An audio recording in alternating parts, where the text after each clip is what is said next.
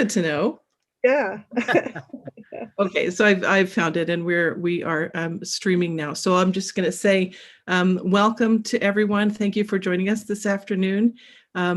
Just want to let you know, for people who don't know us, that my name is Judy Kitt. I'm the president of the Foundation for Mind Being Research, which was founded in 1980 by scientists and healers and artists who were interested in exploring the nature of human consciousness through the lens of science and spirituality and ancient wisdom traditions. So for 41 years now, we've been among a growing group, I think, of organizations who are helping to create a cultural shift away from exclusively reductionist approaches to science, so that we can really get a fuller understanding of the range of human experiences and the nature of reality. So I encourage you to check us out at fmbr.org.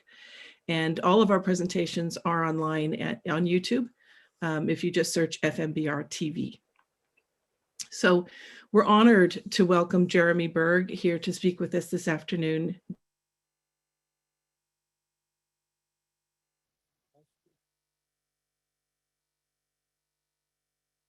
Anybody else lose Judy?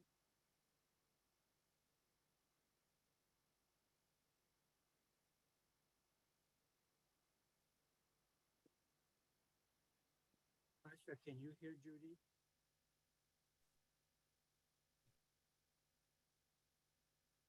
Unfortunately, I've lost Judy's lead, but I see everybody else moving, so I'm afraid that it's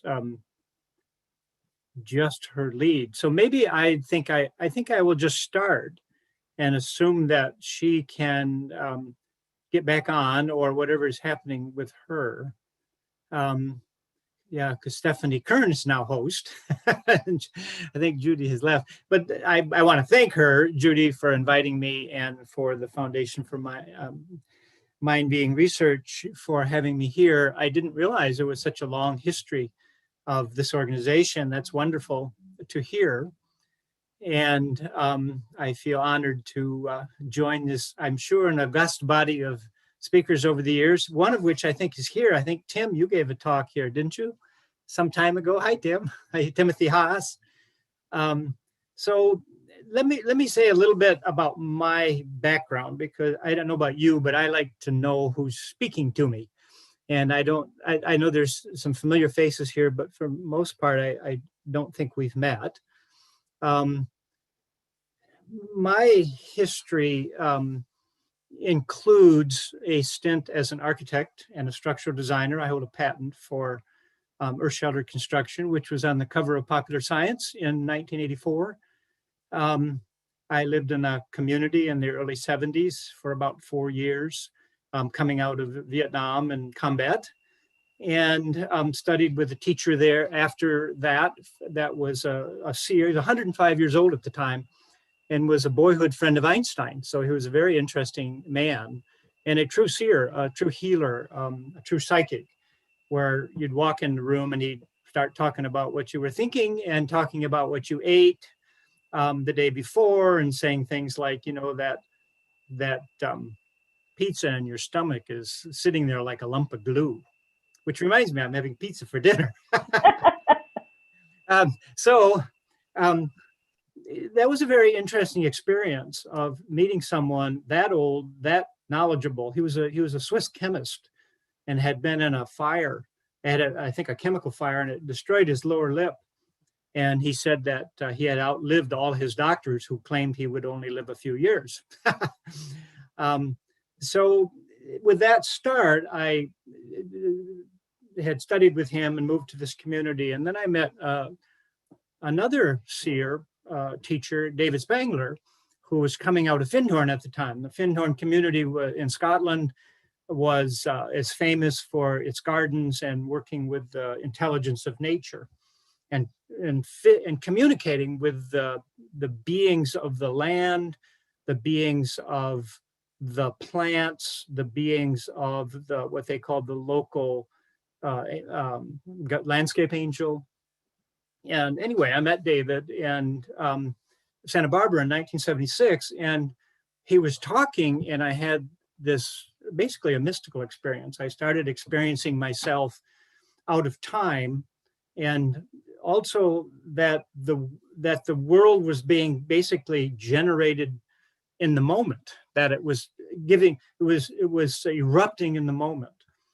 And then he walked off, and I had been sent there by my community to meet David and invite him to our community, and I was like, oh no, he's gone, I won't be able to talk to him.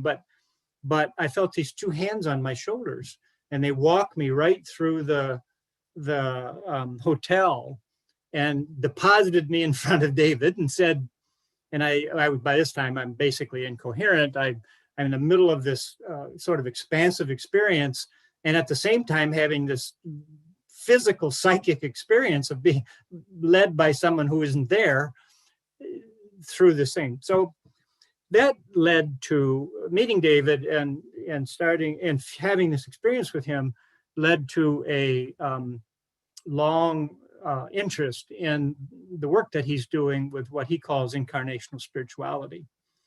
So in the meantime, I had, after that, had a career in architecture, a career as a college administrator, a teacher, a college and high school teacher, and vice president of a college. And then in the early 2000s, my wife Freya and I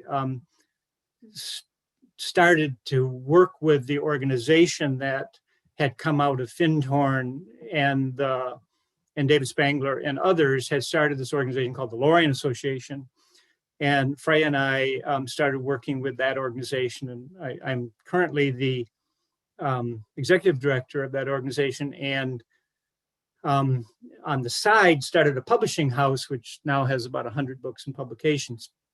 So I wanted to say all that just to say I'm not an authority on the shee realms, and I actually had very little interest in them until about the year 2004, where I published a book from John Matthews, who is an authority on the lore of the shee, as well as the Grail legends and much more. He's written over 100 books himself, and his wife Caitlin has contributed mightily to that operation too. So I've been lucky to study under people like John Matthews and R.J. Stewart and lots of others, including David and Dorothy McLean from Findhorn and others. But what I want to talk about today is really my own experience with this, because for me, the scientific tradition is, and it comes, you can start talking about Francis Bacon and way back, who said notoriously, we're going to put nature on the rack and extract her secrets. So I want to maybe talk about a little bit about that too. But so the scientific tradition, though, the really positive part of that is that instead of relying on authority of someone else, like the church or Aristotle for 1,000 years, or the local priest, or the whoever is in charge of this organization that you find yourself, or this community that you find yourself embedded in, the scientific tradition, or the science at its heart, is basically says, trust your own experience. And don't trust anything that you can't replicate from someone else's experience. Now, there's lots of nuances to the scientific tradition as it's developed over the centuries, but at its heart, it's basically saying, you are an authority to grasp reality yourself. You can penetrate reality, to use a Steiner term, penetrate. You can go into the truth of things by experimenting with your own life, your own setting up your own experiments, whatever it is, and discovering the truth of things. So I don't come, and I don't think anyone should come, quite frankly, as an authority on a subject, or however, I do have experience. I have experience with a variety of subtle worlds, I suppose, nature being certainly angelic forces to some degree. But mostly it's with the shee, and at least in the high dozens and probably over 100 different encounters of one type or another with the shee. So let me talk somewhat about that. But again, I'm not expecting you to say, oh, wow, Jeremy says it's true, it must be true. Or, oh, wow, Jeremy's an idiot, or Jeremy's crazy, and it must be false. Both of those are based on an ad hominem approach that really isn't effective. I mean, doesn't bring us anywhere. So take what I'm saying with your own grain of salt, but I would ask that you not create a condition in your own listening, your own experience of what I'm saying. Don't create a condition that says it's by nature false. It's impossible because the scientific model or the model that I'm holding about reality, and because I have never encountered this, it's just can't be so.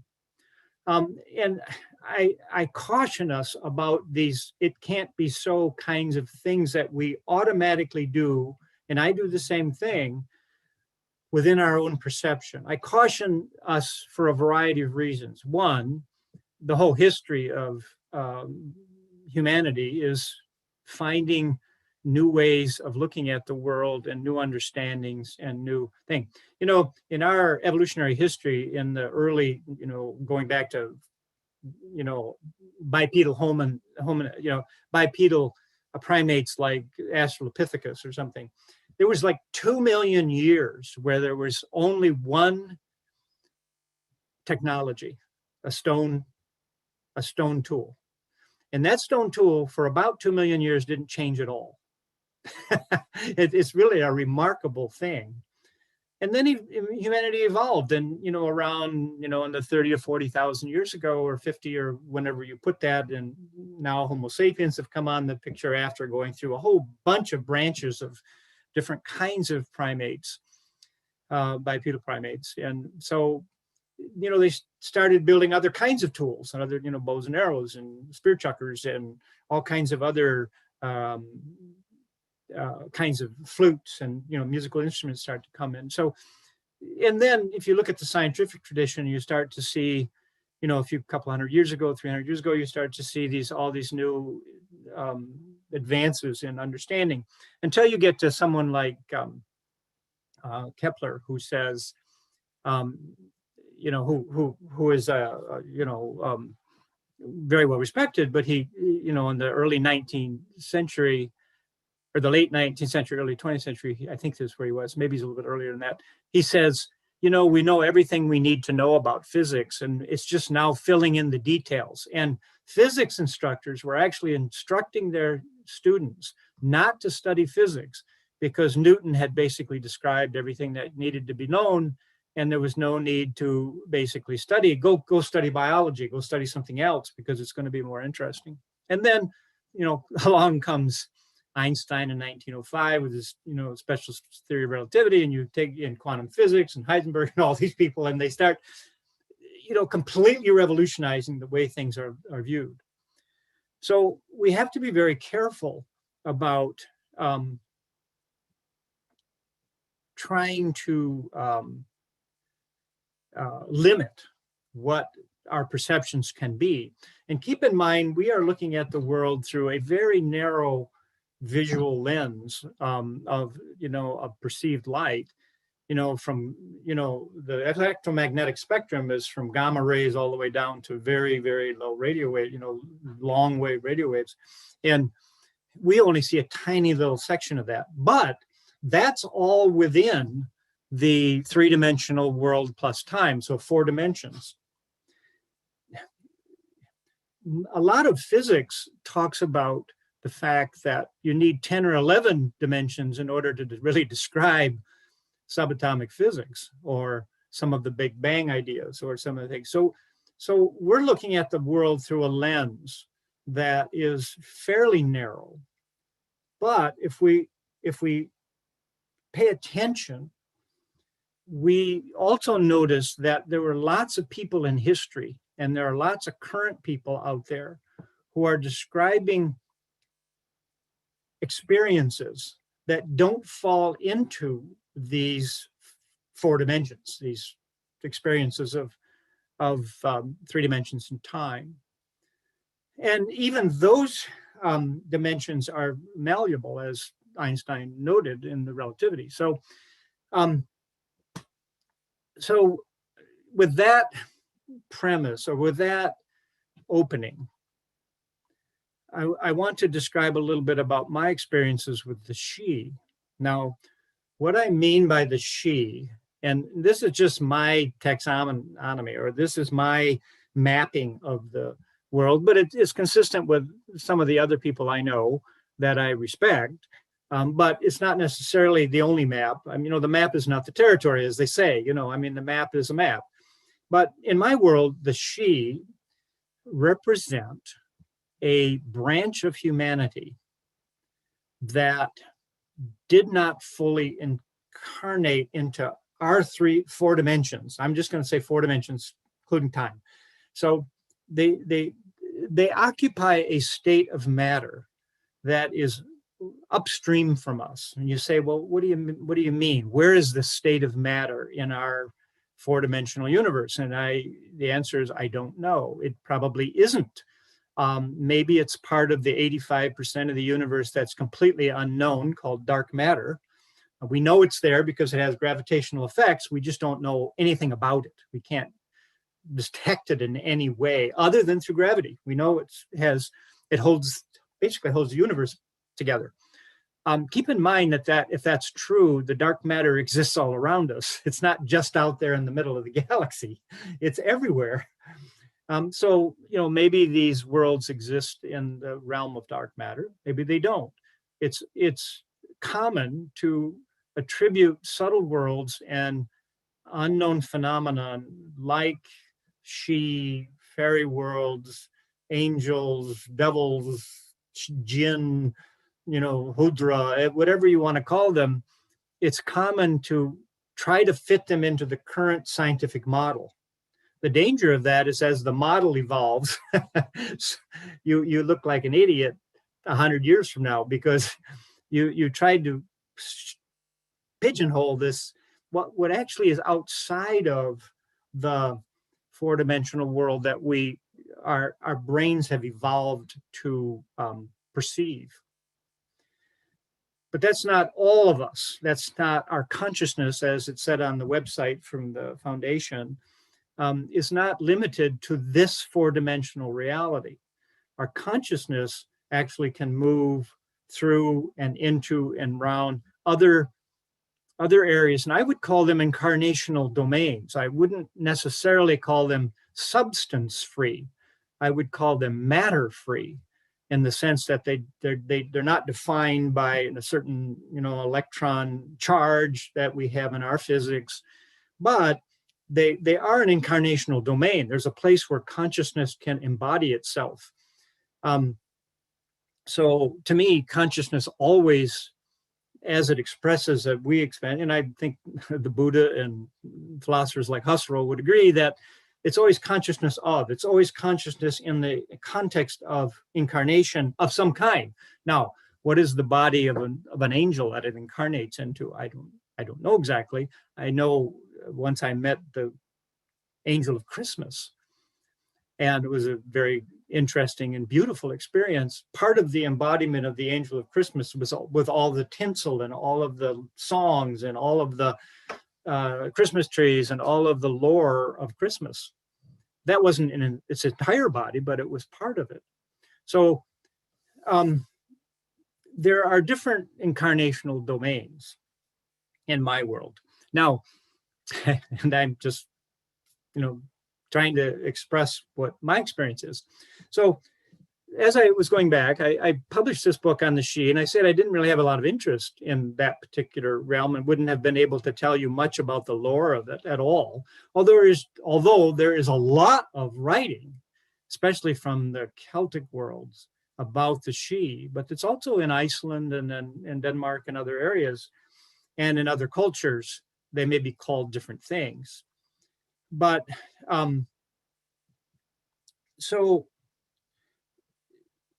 again, I didn't have a whole lot of interest, but I published this book for John Matthews on the shee, and I found it really interesting. They were talking about that they were a cousin to humanity, that they were part of the original, and here we have to really go into what I think would be the spiritual domains. They were part of the spirit of the cosmic humanity that was called to earth by the living being of Gaia to come to earth and to offer some of humanity's creative skills or synthetic ability to synthesize and hold a variety of energies at once.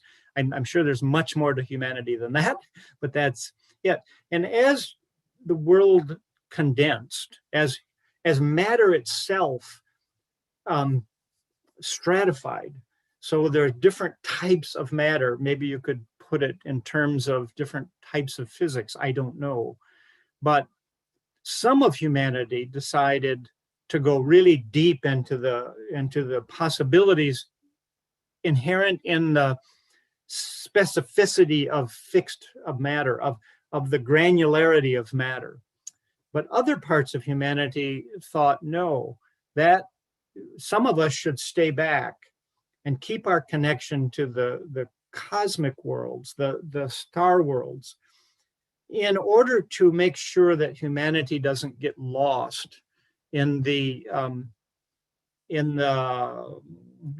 molasses of physicality. So for a long time, there was this, and again, as I understand it, for a long time, there was this stream of humanity, all connected, but basically aware of different things. But over time, this broke down. So there's all these stories in the lore of the shattering of the wholeness of humanity, where part of humanity found itself in these more fluid domains of matter, and other parts of humanity incarnated more fully into our four dimensions. Now,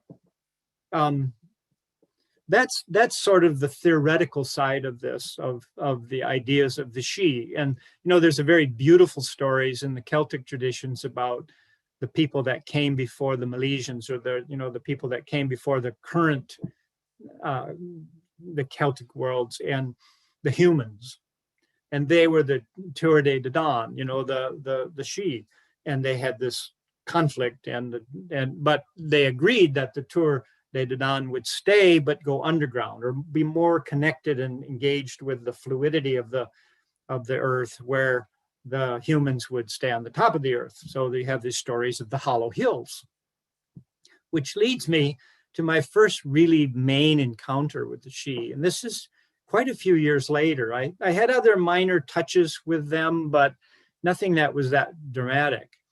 But David and I were trying to do a card deck. We had done a couple earlier on manifestation and the soul's oracle, and we were trying to do a card deck on subtle worlds, of a way to kind of synchronistically engage with subtle worlds in a whole variety of types. And I was trying to imagine an image, a card image, or just a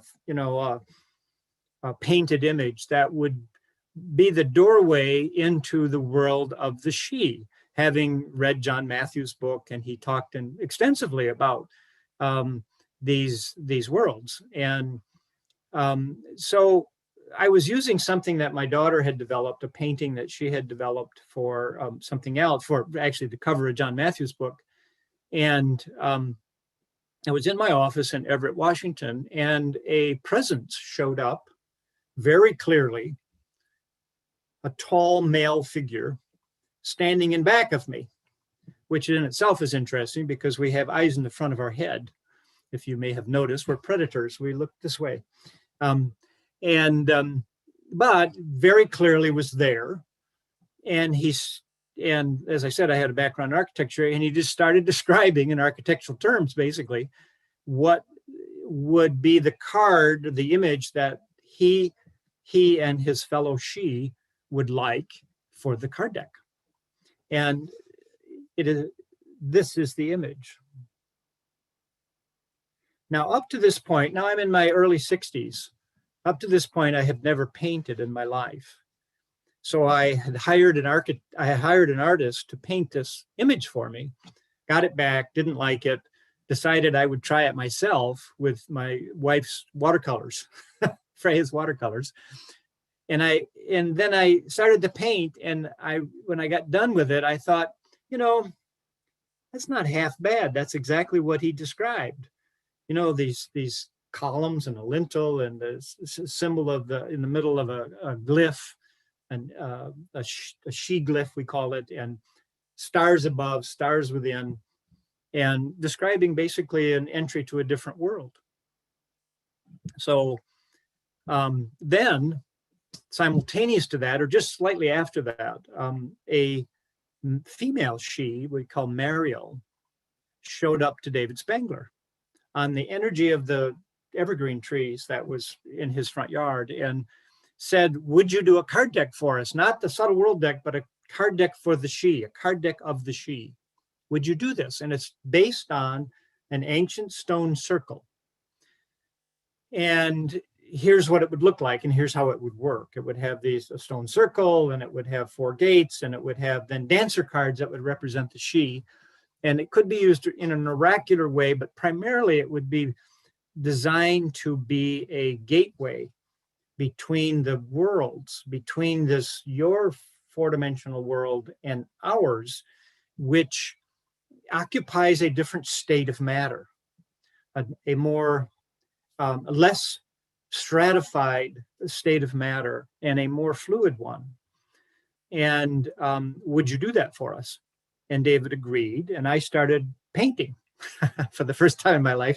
My kids, I have 4 children and now 10 grandchildren, and 2 stepchildren. And my kids all laughed, and they said, Dad's been holding out on us. He's never painted in his life. And all of a sudden he's doing all these paintings, And so, there was a whole variety of these paintings. Many of you have seen this deck. So, and they're based on a series of, I just started, I've never been overseas. At the time, I'd never been to Scotland or Ireland or Europe or anywhere. And, I'm a good Grand Rapids boy. I'd been on the road and traveled all over the United States. And like I said, been to Okinawa and Vietnam and those kinds of things, but not to Europe. And I had never seen, I thought this was an imaginal image. I just thought it was something that was transferred from this shee to me, and that was going to be like, something out of the imagination. Only years later did I discover that these are all over the place. They actually exist. They're called hows. You can walk into them. New Grange is one. There's one near my friend Soren, who's Danish teacher, and someone I've published books on about the shee. And right down the road from him is this beautiful how. So they're all over the place. They actually exist. But I went online and started painting these. I would look at images and say, wow, that's a really beautiful stone there. And they wanted 4 gates, so I started developing gates and finding things that looked like it might be fun. These dolmen are all over the place. And I started discovering, some of the lore of the shee and everything. So we published this deck. And each image of what we call the dancer cards of this deck, once we started doing this, and once we had the stone circle kind of developed, then there's a whole series of dancer cards. There were 33 images originally in the deck. And I would wake up at night and I would have an image in my mind like that. And this image would have embedded in it like content, there's this possibility of having a JPEG photo, and embedded in it is all this encrypted information. It'd be something like that. There would be this image, and I would attempt to paint it, but it would also be all this content about what it meant and what it was designed to do what it meant in relationship to the deck. So I won't go into all that. You can read it from the card deck of the Shee manual. But each one of those was a contact, and I would paint, and I would hear this kind of music in the distance that was sort of almost beyond hearing, but they would be very helpful in the development of these paintings. And a lot of people would say later, I can't believe you've never painted before. But for me, the whole series of paintings is an example of the relationship that can develop between a other world. John Matthews calls it the Shee wisdom from the Celtic other world. So there's real, not just imagery, but real content, real information being shared. So this first deck of 33 cards was published, and we had moved to Camano Island, which is looking over Whidbey Island out in the northwest, north of Seattle. And I was out for a run, and this is a lot of times where my contact with the Shee will be. So I was out on a run, and I was stopped by a group of Shee. They just arrived, you could say telepathically, but I love the word telempathically, because it's a full body experience of not just a mental idea, but it's a whole body experience of both feeling and inspiration and awareness, an increase in awareness. So they arrived telepathically, I should say. And there was a whole group of Shee that were interested in extending the deck to include some of the Grail legends. So here's one of the images that developed from that next group of 22 cards. They were, as I say, interested in the Grail legends. So there's another one of the cards. I'm just kind of randomly picking out these.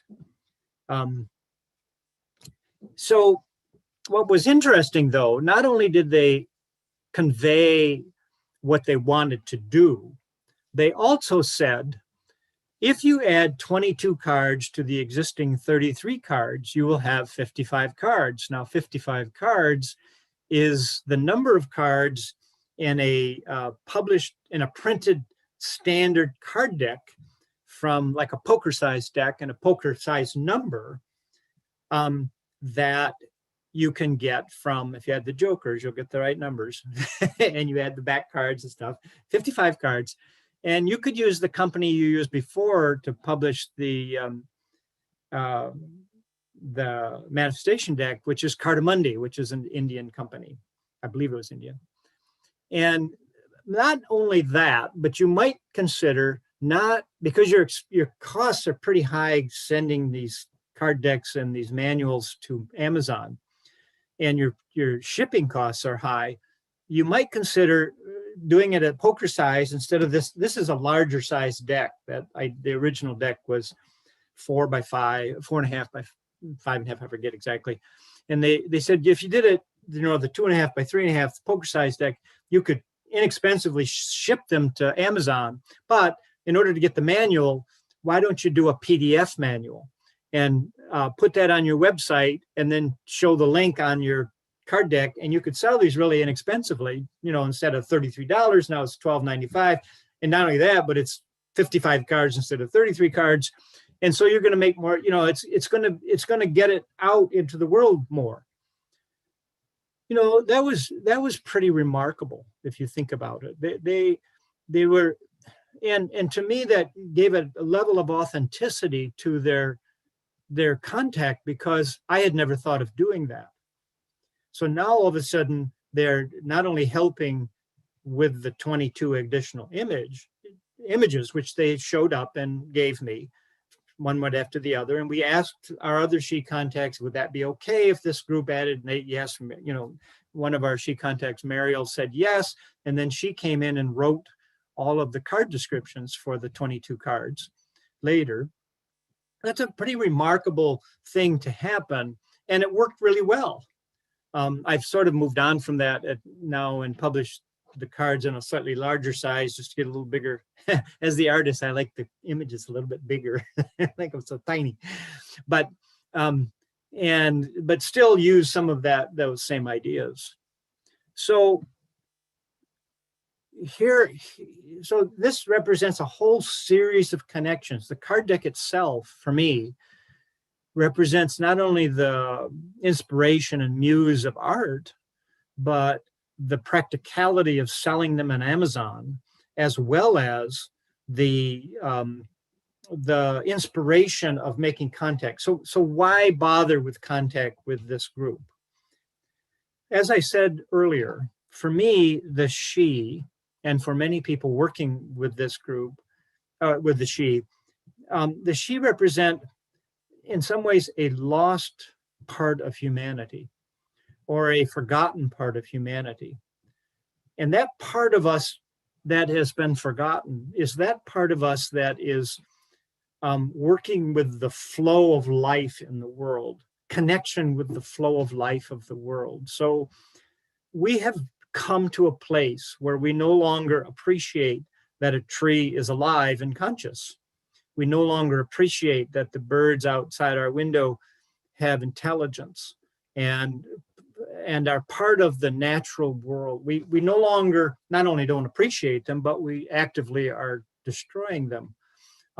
We are in the middle of the sixth extinction, and we are destroying,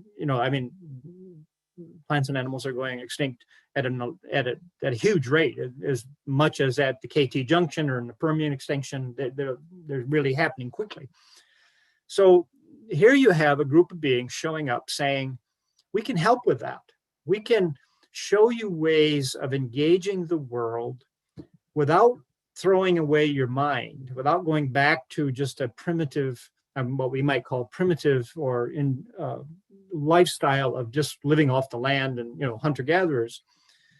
We can show you ways of having a high society, because we are not talking about a race of beings who are riding horses and wearing tiaras and holding swords. We're talking about a highly advanced technological race that is associated with and are kin to us, who can help us manage this transition into a more ecological world.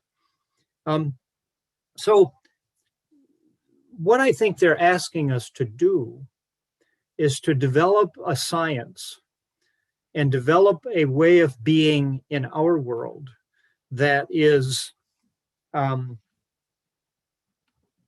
aware of the life that surrounds us.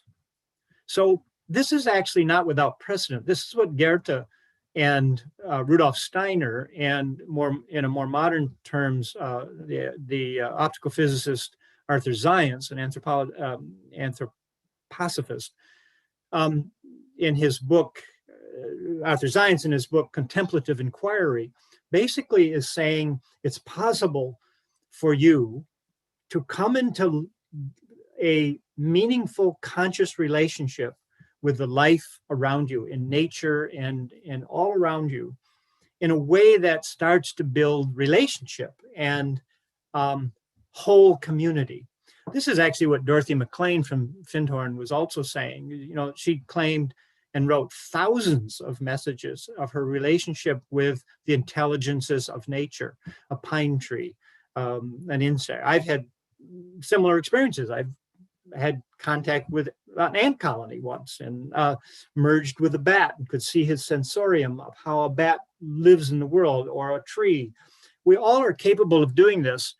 And there is, I think, a science that could be developed that would basically be sitting in loving relationship with these life forms and coming to know what they might need in order to thrive on our planet, and they might offer us something about how we might thrive. So that would be that's I think one of the values of working with the shee, is that they offer a way of being in on our earth, because they're part of the Gaian life. And that they offer something in a way that would allow us to emerge as a new kind of species, a Gaian human species. We call ourselves Homo sapiens sapien, wise, sapien means wise, and we are anything but at the moment, at least for the most part. And I think what we could develop is maybe more, not just, wisdom, that is intelligence with love, intelligence with appreciation for the life around us. And I believe that's what the shee can offer. So before we go into the question part of this, I would like to just for a moment do a little, what I would call an attunement or a thought experiment. I'm shifting gears here a little bit, but I don't want this just to be about my experience, because I could go on and on and on about meeting the Scottish shee or having these comments from other branches of the shee, or talking about, David wrote 2 books after the card deck, Conversations with the Shee and Further Conversations with the Shee, Engaging the Shee. As I say, Soren Hauge has written books. There are all kinds of other books out there on the shee. So I'll leave it to you to do that. But as a thought experiment, imagine that we, in our world, our 4 dimensions, are on an island. And the island is surrounded by vast seas. And that's all we know. We know we're on this island, and we've been living there together for a very long time. We've developed, there are certain animals on this island, there are certain plants on this island, but we don't have the technology of ships. We don't have, we can go a little ways out, but we can't, you can't really, we're not like the Polynesians where we can just sail off into and know where we're going. But we've been here for a very long time. We have a certain perspective on the world. We have a certain perspective of what the world is. And it's our island. It's our ecology, what we have around us. And, we have all this lore around our island. We know a lot about our island. We have our own history. We have our own teachers. We have our own, but it's all limited more or less to the island. And then someone comes, someone's been a little bit farther out with the small fishing boat, and they meet somebody like a Polynesian who's from another island.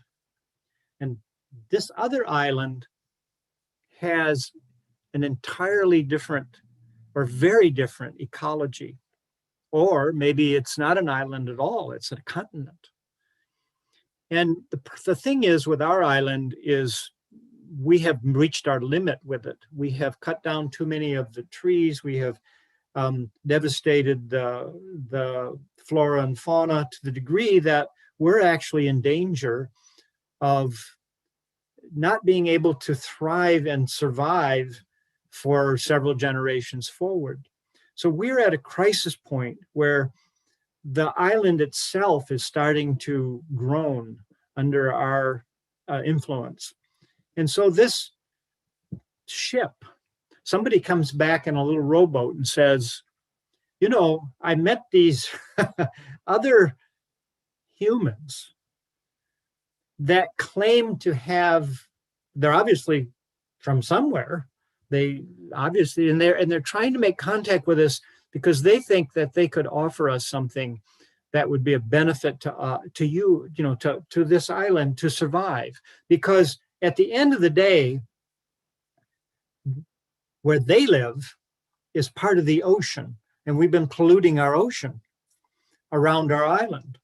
And that pollution is starting to wash up on some of these other shores. And they're coming over and saying, hey, guys, we can help restore your natural order. And in the meantime, we all came originally from the big continent out there.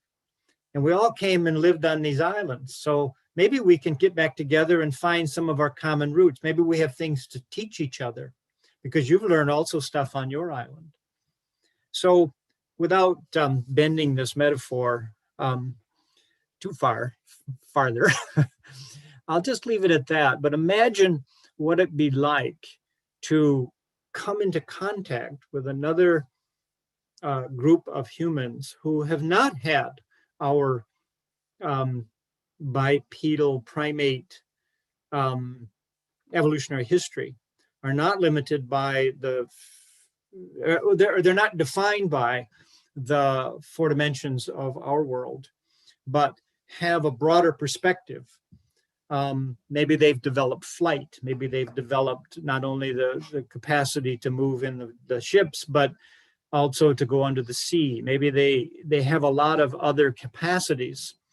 And I could go on and on. I mean, they've described to us the nature of their matter, how it is more responsive to them, how it's not as stratified in terms of physicality, emotion, mind, soul, as it's more like one substance.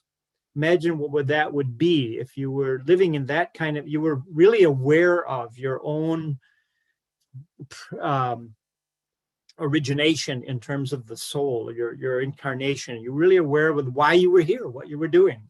And you could sense into the life around you and be aware of what that tree is doing and what that flower is doing and what that bat is doing or what that bird is doing. And you could come into relationship in a way that would be productive to both. So I think that is what the shee offer us. And I think that is the value of at least keeping an open mind of the possibility.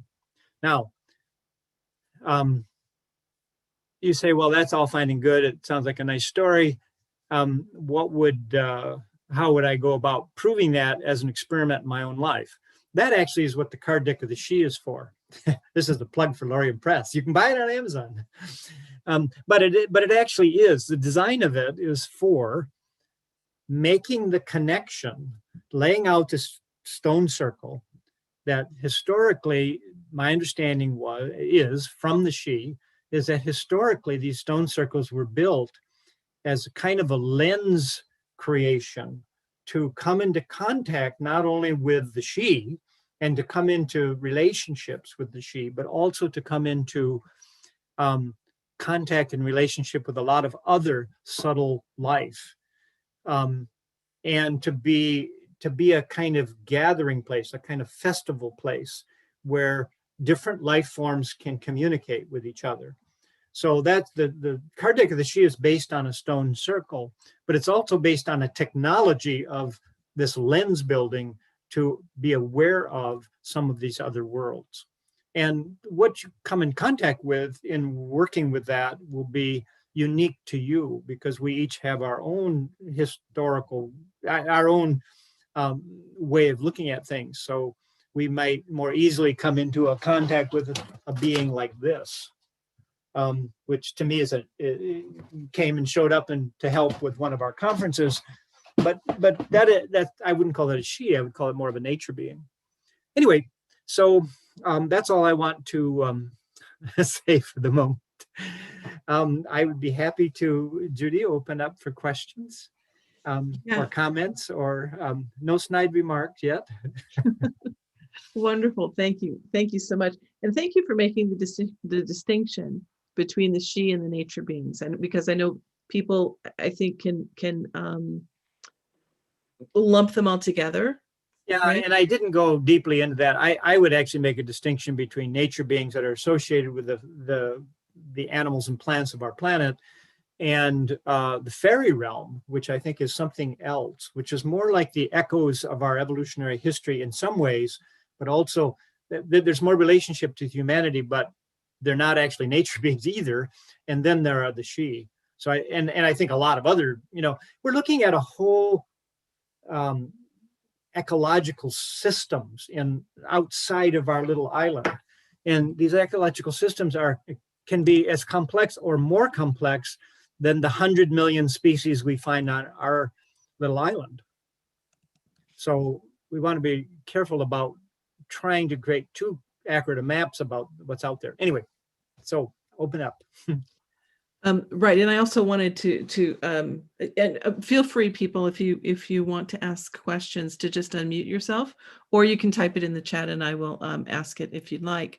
But I'm interested in kind of the evolution of each people, and why you think the contact is being made now. Well, like, it seems like more contact is being made now, or is that just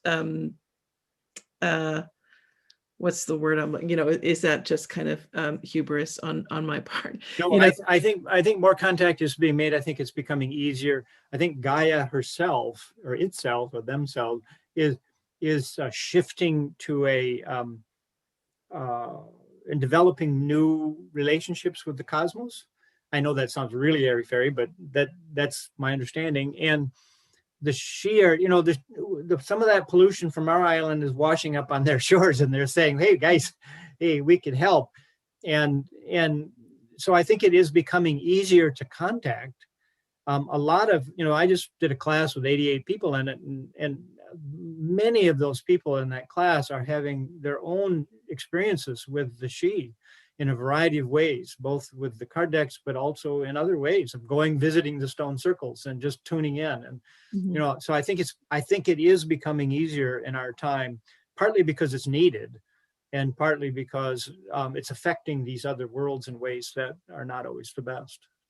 I think so. I mean, I think that there is a probably tendency on our part to kind of want to label this airy-fairy. But one of my favorite quotes is from Albert Einstein, who said that you can't solve a problem at the same level of thinking or consciousness that created it. And I think there are many of us who are really consciously trying to raise our level of consciousness, right? To change our level of thinking. And that as we're doing so, these new solutions and new relationships and new possibilities are coming into our awareness. And I am so grateful for it, actually. So Keith Scott Mumby, who is in France. He wanted to know if you have met a shee in the physical as well as the non-material. Have they ever been physical, Depends on what you mean by physical. In my mind, the shee occupied a kind of physicality where I would have to say yes and no. Has one showed up in a way that that you can touch them? I could touch. I'd say no, not in that way. But again, it depends on what you mean by touch, because I can feel their effect of their presence in my body. And sometimes there's a kind of cohabitation of body. So I'm partly in their world and they're partly in mine. So that actually is a fairly common experience I've noticed from people. So I would say yes and no. I don't, my understanding is, which is, somebody just walked by. I don't know what they're trying to say, but I think it's possible, according to one of our shee contacts, Mariel, she said there are places in the world where you can step right into the shee world, and they can step right into ours. And of course, there are all these stories of shee marriages with humanity. And then the shee line, the fae, they say that she has fae blood, or he has fae blood, or I do believe, at least in the past, that was possible, and it probably is still possible, but rare. And I think, but my understanding is it can happen. But no, I have not had someone come and share dinner with me yet. Peggy wants to know. Yeah, go ahead. Peggy wants to know that in reaching out to the shee or these other subtle beings, is there a need for protection? I guess. Well, I'm an ex-Marine. I've been wounded 3 times in combat. I think protection is overrated, but yes, what I imagine is, like a flow of starlight or a flow of energy kind of clearing out my body and my aura, or whatever you want to call it, And, you know, I know myself to be a good person where I care about the world. And I think if you're trying to help, if you're trying, it's a kind of moral activity. You know, Steiner said there should be 2 steps forward morally or ethically for every 1 step forward in subtle perception. I agree with that. And it's that emphasis. If you go into the subtle worlds with a loving heart and an appreciation for life and a joy in living, you are unlikely to meet a ghoul who feeds on human misery. I have met ghouls who feed on human misery. They had little power over me because I couldn't be enticed with what they were selling, you know? So yes, I think there are exercises you can do to clean yourself. You can call on allies that support you in your spiritual life and in your ethical life. And you can, you know, be careful if you meet somebody who looks beautiful but gives you a bad vibe. Run the other way. You can say no to any spiritual or subtle energy. And it's wise to be able to do that, because if you can't say no, you can't really say yes. So yes, but like I say, I think the whole idea, we've got a lot of Hollywood images of all these negative forces out there waiting to pounce on us as we step into the inner worlds. And there are places in the planet that are dangerous, and there are places in the subtle worlds that are dangerous. But you go there, you know, if you spend your time in a stripper bar, you're probably not going to meet the subtle beings that you would like. But if you're going to, you know, a beautiful forest and trying to tune into the nature energy, you might find something more lovely. Right. I mean, there is that exercise of standing in your sovereignty, right? You are standing in your own sovereignty. I think I think it's fair to call on guardian angels and, you know, beings that support your incarnation. And I think there are many that do. And call on them and say, you know, I want to be careful here. I don't, you know, want to go. And I also want to keep my mind capable of analyzing what I've experienced and throwing out what seems crazy or seems wrong or seems that I'm not ready for, or I just don't know what to do with. You know, let it sit, let it simmer. It doesn't have to be all understood at the moment, nor do you ever want to turn yourself over to someone else, their authority over you. You're the one that bears the consequences to the activities in our world, and you need to maintain your sovereignty around your life. Anyway. Absolutely. Carolyn notes that our solar system has moved into a new quadrant of space, and that we're literally being bombarded by more photons, higher energy, and therefore we're literally experiencing or operating at a higher frequency. I had forgotten that, you know, sort of where we are in the solar system, but and she brings up crystal children and indigo children. Thank you. Yeah. Anne wants to know your thoughts on the relationship between the shee and the Jinn. No, I really don't know, but I've heard people say that they thought they were very similar. You know, I have a friend, Lee Irwin, who is an expert in Native American traditions and Native American teachings. And, you know, I was asking him once, you know, what are there analogs to the shee in the Native American traditions? He was actually very careful about saying, well, yeah, maybe, but maybe not. But there again, you know, we're going into other cultures and they have different views of the way they describe things. I mean, you know, in the Lakota, in the sweat lodge, you would go and you would pay homage to the star people, you know. So who are the star people, you know, or the big, you know, the beings of the rocks. And so I'm not an expert in that. I don't know. I think an interesting study would be to look at the different traditions and some of the subtle beings that are described in all these different traditions and try to make analogs. On the other hand, it might be a little bit like coming out of the African Sahara and trying to compare animals there with animals that live in Alaska.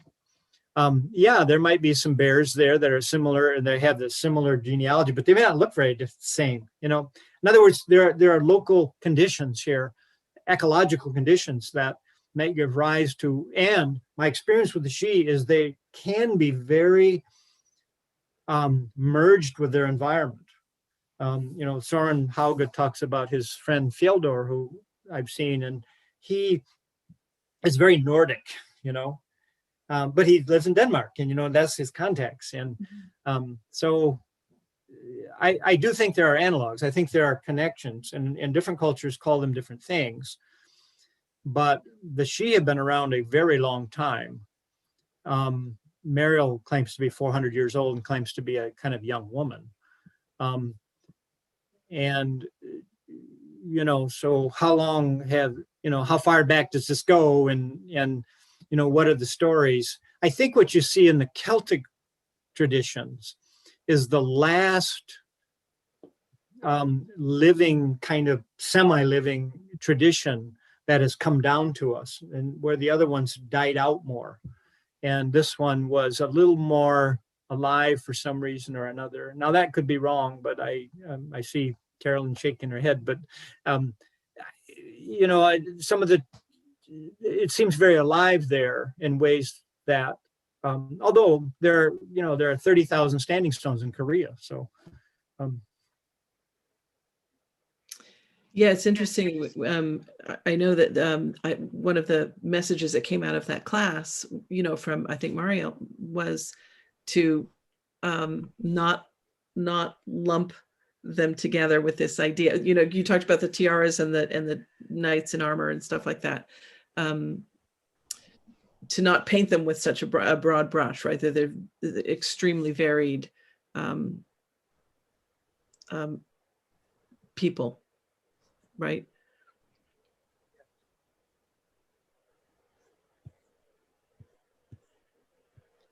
Hi, this is Melissa bootlegging on CJ's link because I couldn't find mine. The Jinn are not like the shee. The Jinn are mainly malevolent in a lot of ways. They feel very different. And Jeremy's point about the environment is very true, because the god of the desert is a fierce god, and these are fierce beings. They're not the sweet little woodland creatures, or they're not even predispositioned to work with humans, which is why all the stories have, you have to find a magic thing. You have to make 3 wishes. There's all kinds of bargains and deals. Yeah, there's all these, sorry to interrupt you, Carolyn, because it kind of triggers something. There's all these stories similarly in the fairy traditions that there you have to do all these. In fact, one day we had a group of what I would call house elves who wanted to move in with us. And before we said yes, I made some calls around. I called David and others and said, hey, these guys seem nice and they want to move in with us, but I've heard all these stories about these kind of elvish, the shoemaker and all these other stories. And before they come in and live with us, I want to put some conditions on this. I want to set up, you were talking about protection before. We did a ritual and said, you can come and live with us under the assumption that you honor, the spiritual traditions and our spiritual practice. You honor our family. You honor our work with the shee. You honor our work with Lorien. And you honor the love of the land and love of ecology. If you do that, and if you're willing to do that, and come on and live with us. And they did, and we had a very nice, mutually beneficial relationship. But I don't think I've met in the fairy worlds beings who are very skittish and do not want relationships with us. And run the other way. And my understanding is there's a large number of the shee who don't want relationship with us either. Mariel and her group and the card deck group represent a kind of advanced guard that are trying to build this relationship again, but not, and there are many shee watching that, I think. Part of Mariel work, according to her, is that she goes as an ambassador to other she to sell the idea of working with human beings. Wonder if it's a hard sell. For some, probably so, yeah. Mm. And there is a, you know. Kind of like you. Who was that? Dexter, you're muted. I'm not muted now. Can you hear me? Yeah. I said Mariel is kind of like you, Jeremy. Yeah, in some ways, except I think she's more competent than I am in her abilities. I get the sense of Mariel as being an extremely developed, well, she would not appreciate that, I suppose, but she seems to be a very loving and intelligent and wise person. And, you know, yeah. Should I say that again? I just, enough said. So does anyone want to unmute themselves and ask a question? I can see some questions.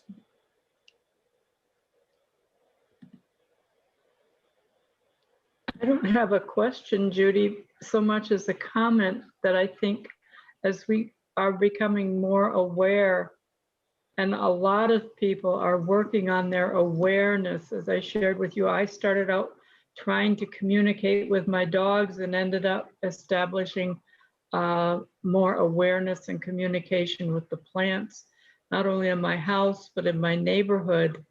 And I think the more one person walks a path, the easier that path is for others to follow. And I think that's happening too. We become increasingly aware of, on any level of anything, it helps us become even more aware on more levels. And I think this is an international or inter-vibrational movement that's happening, and it gives me hope.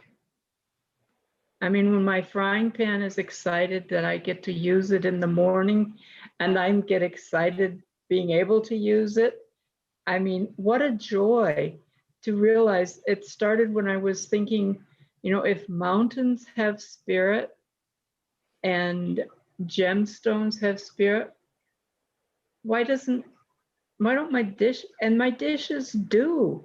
It's incredible. And I haven't made contact with the she yet, but I'm open. And I'm so grateful for all the other contacts and awarenesses that I am experiencing. Faye, would you feel comfortable sharing what you told us right at the beginning of the call before a lot of people, because I think it's a great lesson. And I promised, so I don't have much choice. Well, it started with some lichen and some air plants talking to me and saying, you know, take me home and make me safe, because they were on branches of a dead bush that was going to go out with the trash. And there's some conflict with the neighbors, and I was worried about trying to get one. And then the next day it was separate from the branch and just on the ground. So I got it. And I was, you know, kind of tickled and excited. And some of them were a little lippy. There's one lichen. I said, you got to be kidding. He says, what's the matter? You got prejudice against small, you know?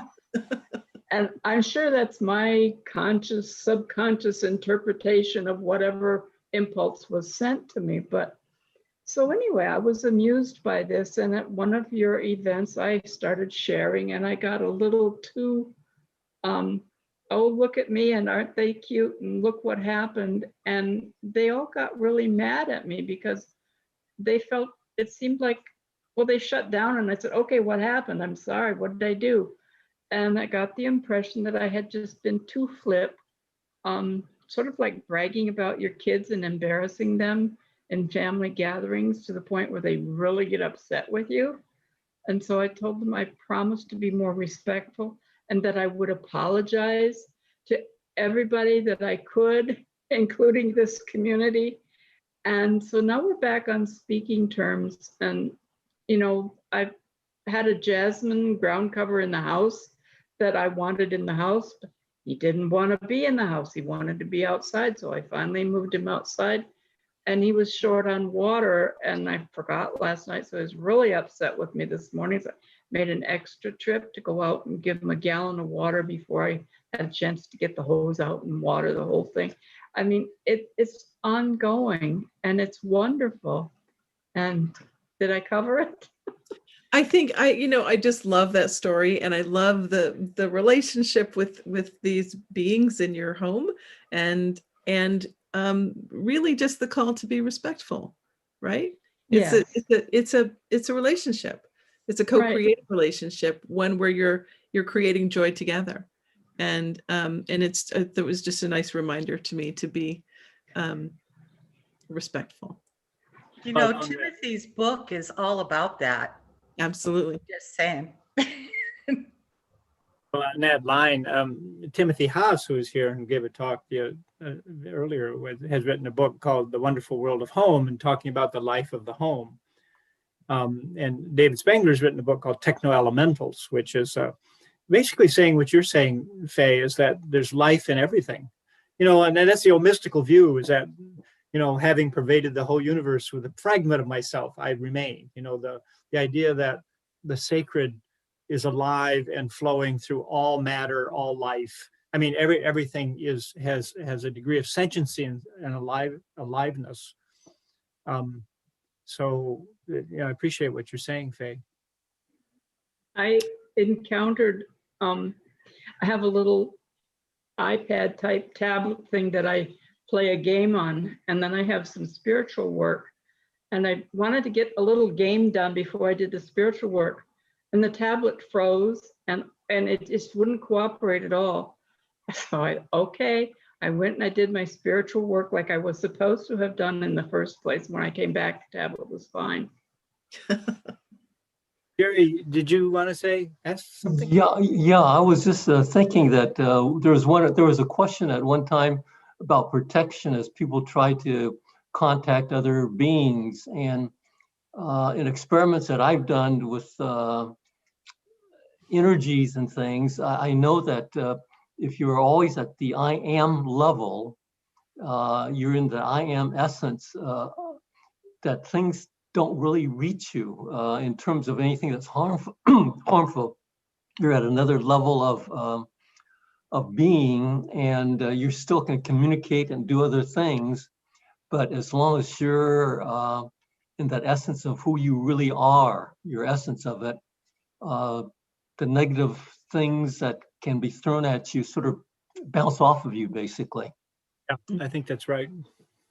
Well, but there's also, in shamanism, there's just real basic stuff. If you're nervous, put 4 stones around you or crystals in quadrant, north, south, east, and west. Center yourself in the center. Ask them to be allies and guard the boundary of your sovereignty. That's like Witch 101. Mm-hmm. So it's I think when you're working with any other energy, you have to be respectful to it and understand understand that you're meeting an equal or greater. And there is a protocol that they will often tell you. I was very eager to meet the Telos, which are the beings who theoretically live under Shasta, Mount Shasta. And I went for probably 2 years and really just stayed still and listened before I was met. And when it happened, I was quite startling because I wasn't really prepared for an 8-foot gorgeous guy to show up at all. I was looking for energy or etheric columns of light. But the Telosians seem to really take physical form. They're transparent, but they're very much there. I don't know what to think of them. They don't offer a lot of information, but I always feel wonderful for weeks afterwards. So there's a benefit to going to Shasta and working with them. But if you're nervous about working with energy, just go to any bookstore and take a look at Starhawk's first books, The Spiral Dance, or John Matthews has a lot, but it's really just basic grounding work. William Bloom has a book called Psychic Protection. That's an older book now, but that's actually pretty good. You know, the other thing is that not to get too bigger in ourselves, you know, and not to try to. I remember once I was going to sleep and someone came by and said, "Hey, would you like to go on a journey to meet it, to contact basically trees?" And I thought, wow, this is really cool. Hey, let's go. And I'm thinking I'm going to go in the forest and and meet all these. He said, whoa. He said, just back off a little bit. We're just going to meet the oak tree outside the window here. And I thought, don't get too grandiose about this. Let's start small here, guys. A step at a time. Right. And it was a nice encounter, but I could kind of feel what the tree was feeling, and basically we had our compost and right next to the tree, and it was like, yeah, could you move the compost? It's just too much. It was like the tree's tongue was in the ground, everywhere. It could feel and taste everything that was in the area, but it's easy, and I think we want to pay attention to our own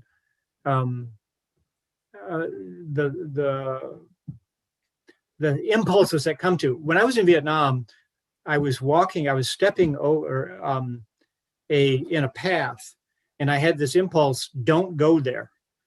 And I thought, I walked there and stepped on a booby trap and got blown up, thrown over, and 68 pieces of shrapnel.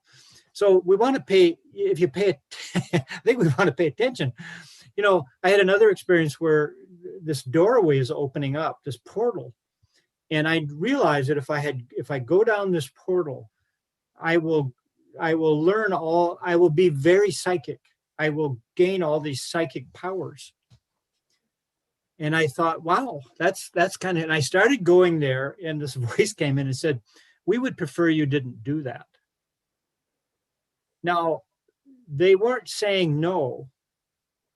They were just saying, is that really where your life is going? Do you really want to do that? And I said, no, I really don't. I had another experience at a Sundance once, and there was a man doing blood rituals where you in the Sundance, you skewer yourself to the center tree, and it's very much involved with blood rituals. And so I thought, well, that would be really interesting to experience. What would that be like to have those contacts? And so but before I did it, I went back into my tent and did a pipe ceremony. And this being came in, he said, do you really want to have contact with beings who need blood rituals?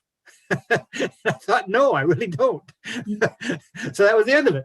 But it wasn't like it's wrong. It's just pay attention to these kinds of impulses that say, yeah, don't go there, or this is what we're going to do. It's not that big, or, to be humble in our relationship to these worlds, because, it's not that there isn't danger. I'm not trying to make that point.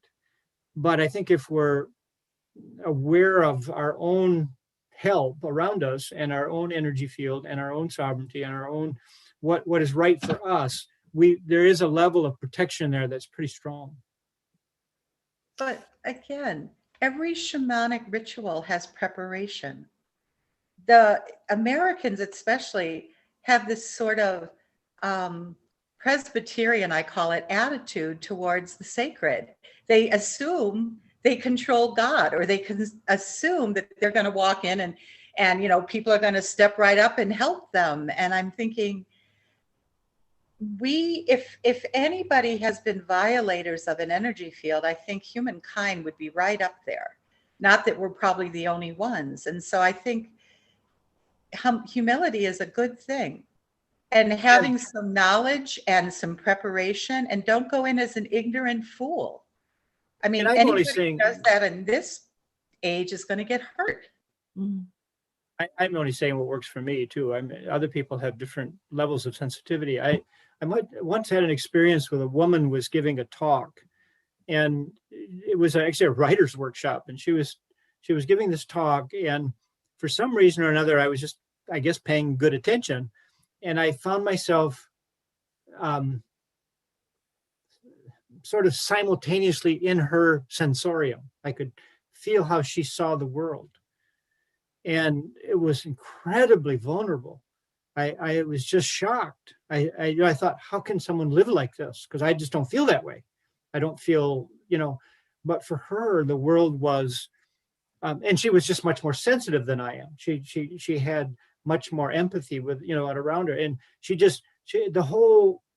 her whole sensorium was one of vulnerability and sensitivity. And I mean, she was managing the world in a remarkable way, and she was very successful. But I was just shocked, and I came back. It was like, oh, But you're male and what works for me isn't going to work for her.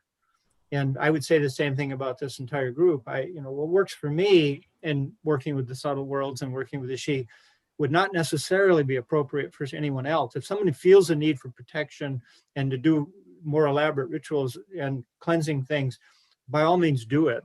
And like I say, I do it to some degree. So that's all I want to say. So I have a question from Mary Claire, and this is sort of along the line of ethics. So she says she really appreciates how Lorien has not flooded images of shee and other beings, encouraging individual awareness and to safeguard unique experiences.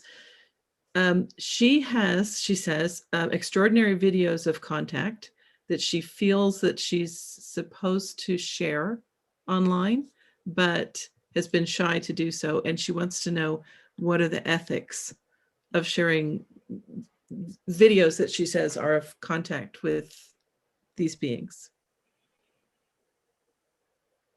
I don't know. I think she has to decide that herself, and also from my perspective, ask them and see what kind of response they get, because I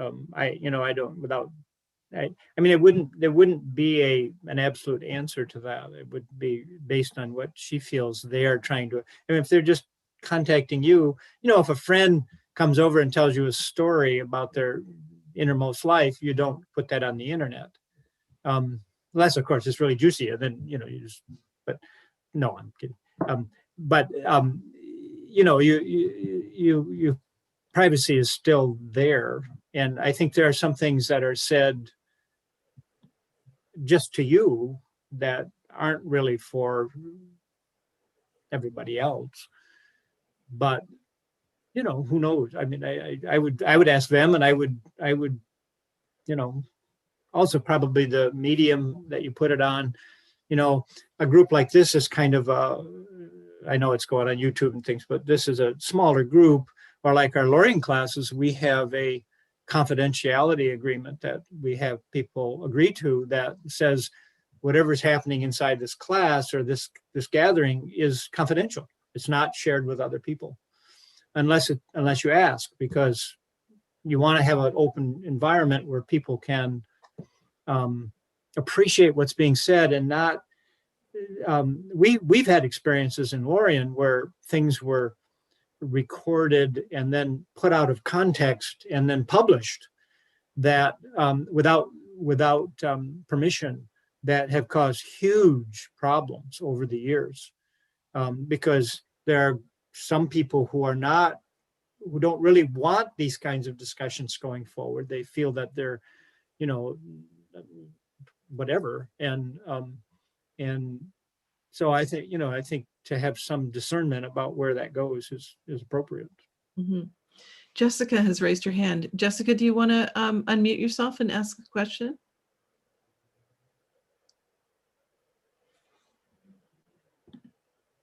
That's okay. I've run into this multiple. Oh, Jessica? I'm guessing that was, sorry, you're muted again, Jessica. Okay, is that Okay. okay? Yeah, that works.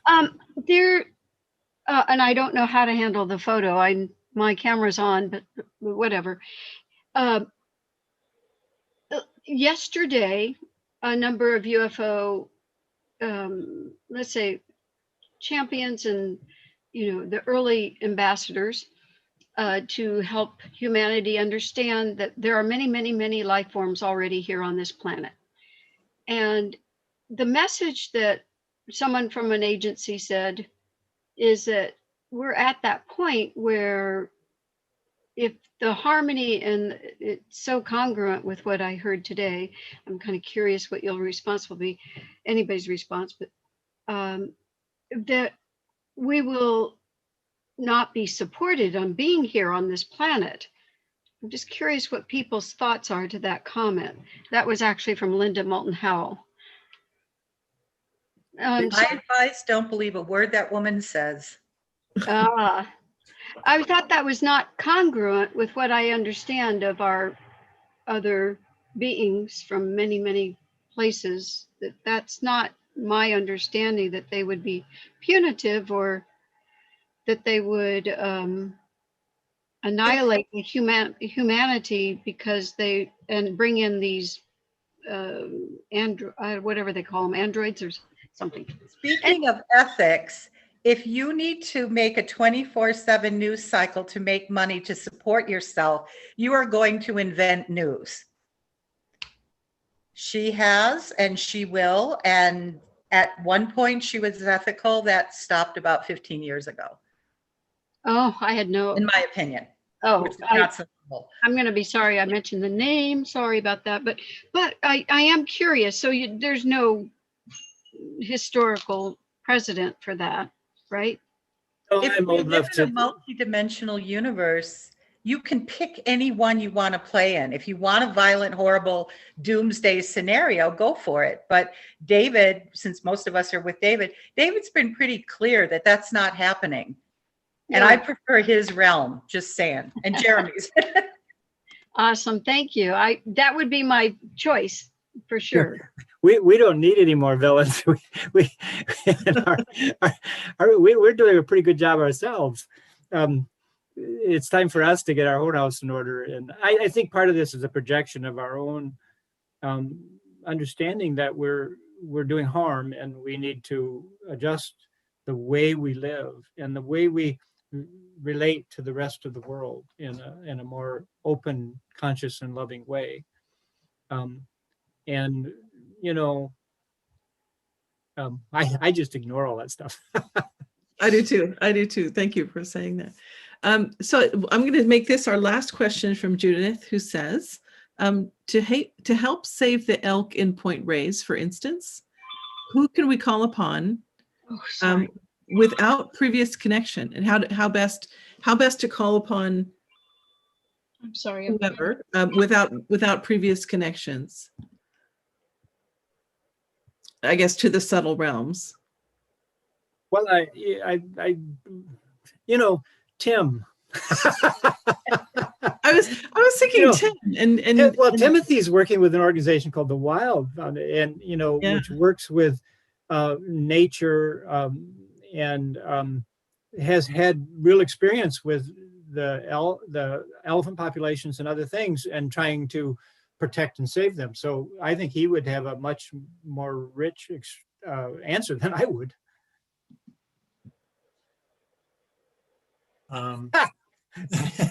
Thanks, Jeremy. You're welcome.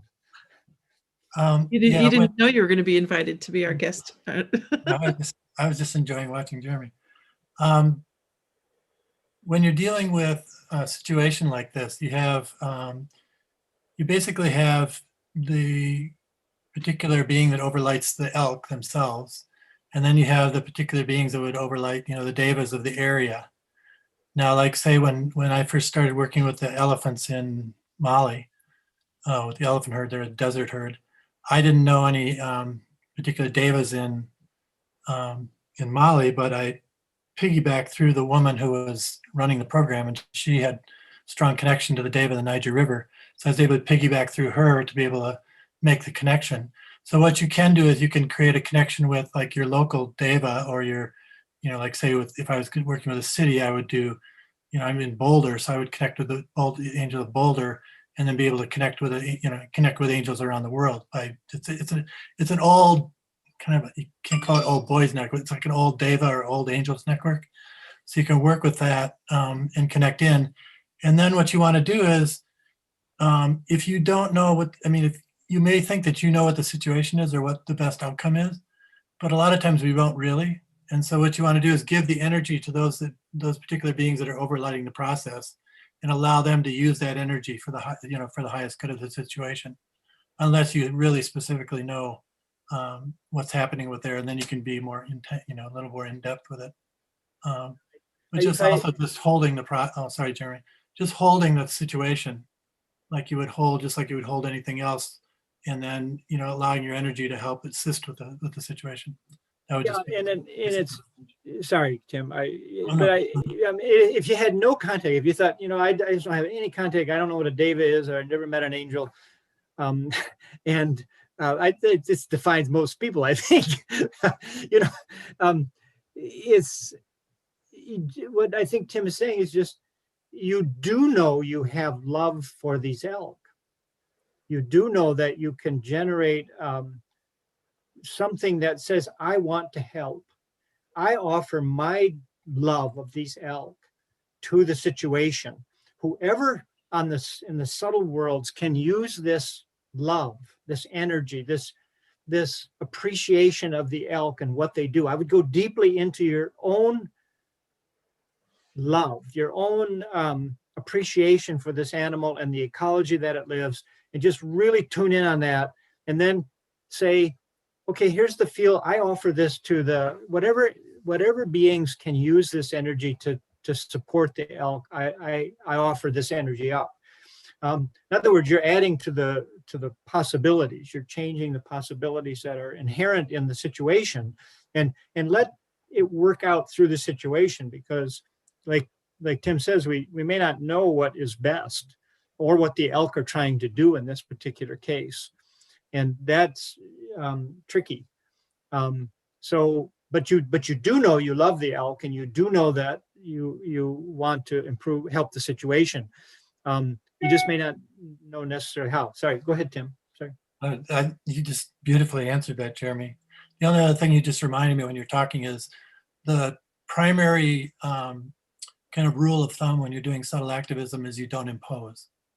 So you don't say this is what has to happen, even though you think this is the perfect way, to outcome, because you never impose on a situation. You just add your energy to allow, you can add to the probability of a certain outcome, but you don't impose your outcome. That was beautiful. Jessica, if you wanted to know, you go more in depth on that whole question. There's a book and card deck that we published. It's called Subtle Activism, which is working with subtle forces like that. That's again on Amazon, but and there's just a whole sort of science behind this of how to approach it. And Tim's been working more active, very actively in this area. So might be something, Judy, in the future that someone like Tim or others that might come on and talk about that, because. Well, and don't be afraid to go to your city council and the state assembly and protest as well, because they're killing cougars here, and they're going to have my face in their face pretty darn soon. Yeah, all of what I'm saying about subtle activism isn't to discount anything you would do in our world that would help the situation that you feel. I mean, it's not a substitute at all. It's just but you could add that to it. Working on many different levels. And so I think we are at time, and I really want to thank you. This has been fascinating, and for me, it's just really joyful. It's just joyful to hear all of this information and to get more and more introduced to these realms, because I think it points to possibility, really possibility that's not been seen before, or at least not for a long time, for partnership and generative co-creation. So I just really thank you for being here, and thank you everyone for being here, and I wish you a good weekend. Stay safe, stay well. Thank you. Thank you, everybody. There's all these people we didn't hear from, but it's been nice seeing you on the screen and saying hi. All right. Bye, everyone. Thanks for making